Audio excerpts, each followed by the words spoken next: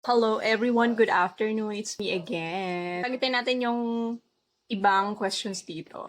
Nasagot ko na yung how do I start as a virtual assistant. Chat nyo na lang siya. Sagutin ko naman tong isa dito. Do I need special qualifications to become a VA or a virtual assistant? While there's no formal degree required, having skills in communication, organization, and specific software can be beneficial. Some VAs also take courses in digital marketing, social media management, or business administration. Personally, I took a lot of courses online.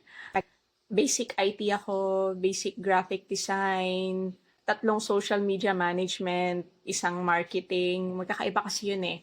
And then, I took class and certification for CRM, Go High Level. Bakit iba-iba? Ano kasi ako yung iba-iba yung strategy. Meron kasing strategies na effective sa iba, meron namang hindi sa iba.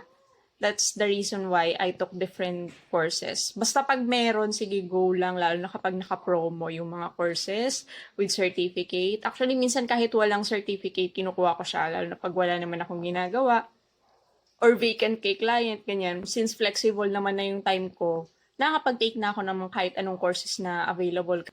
Yun lang. Thank you. Bye-bye.